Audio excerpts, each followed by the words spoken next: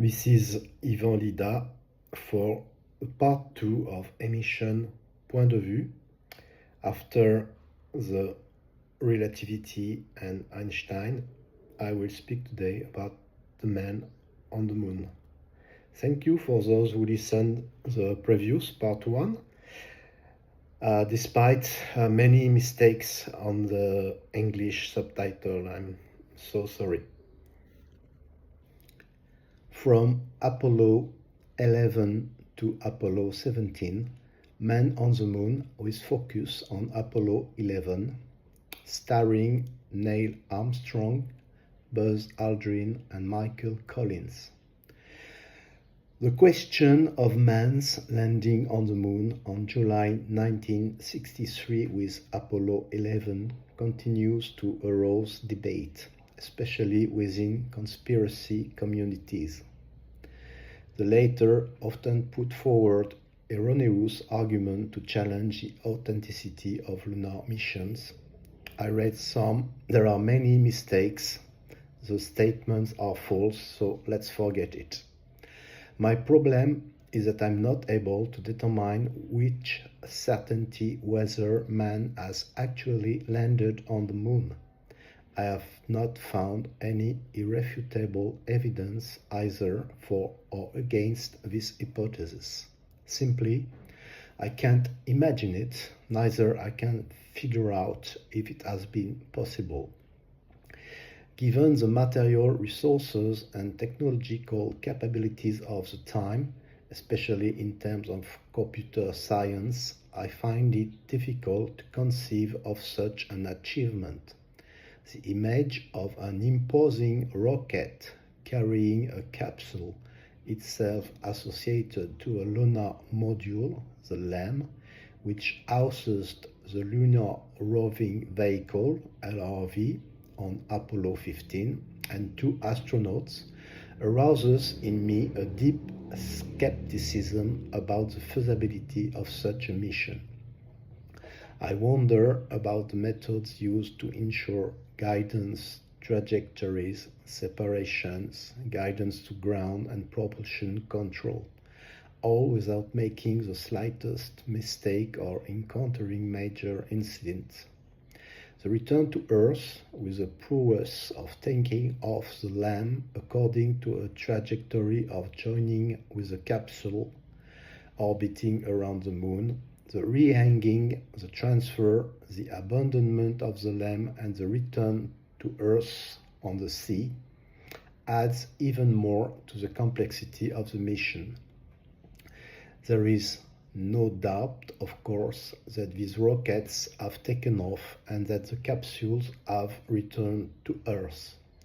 I salute the audacity and know-how of the man who made this possible. However, I remain perplexed as to whether they actually reached the moon. The computers used by Apollo 11, 2 in the capsule in particular, were ancestors of our modern computers and did not have even a microprocessor. I present on the screen a brief memory of their characteristic as well as a description made by Aldrin.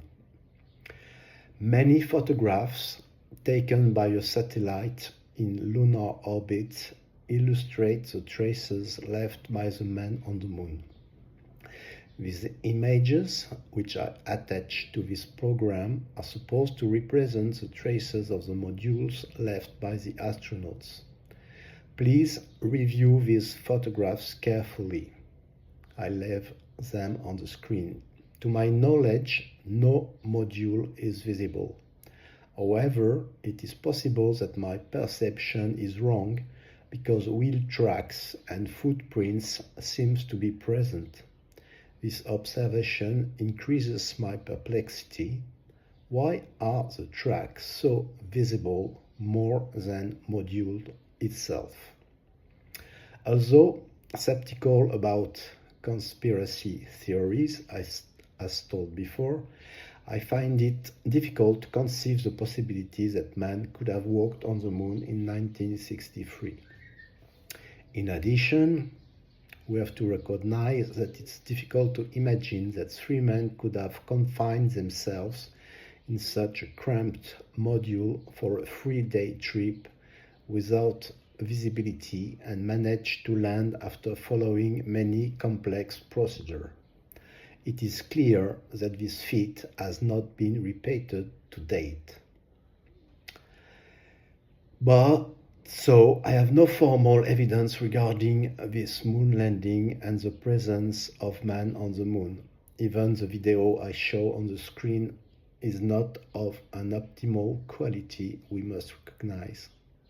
My point of view is therefore mainly based on a difficulty in visualizing and imagining this event, as well as on a desire to obtain irrefutable evidence. I do not engage in the analysis of conspiracy theories or in the examination of so-called evidence. Only my opinions and scientific facts count. In August 1963, Neil Armstrong, Buzz Aldrin, and Michael Collins held a press conference, a very, very sad and disappointing conference.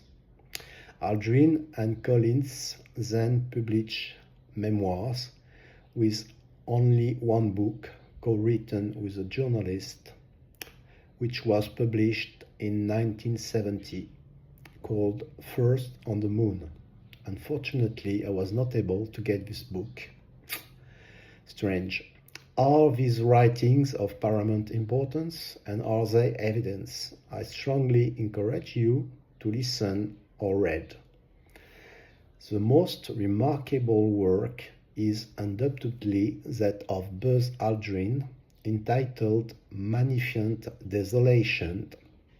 With impressive precision, it seems to confirm the veracity of the facts. Novel or memoir? The question arises as to Aldrin's ability to remember such details after 40 years. Nevertheless, when read, the book inspires a certain confidence. It is important to note also that the Soviet Union has never denounced an imposture, which reinforces the credibility of the event. However, if it were to happen, the man who achieved it would be truly great and brave. It had been a fantastic journey and engineering realization.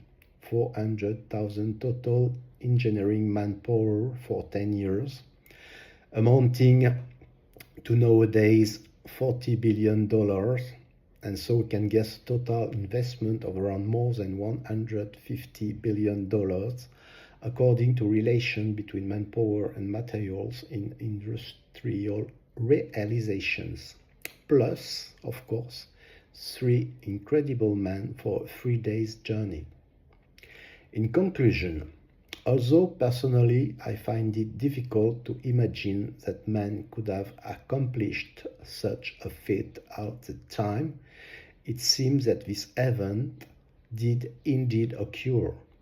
However, the absence of irrefutable evidence, such as photographs, will always leave a doubt on this subject. Everyone is therefore free to form their own opinion. Thank you for your attention and have a great day.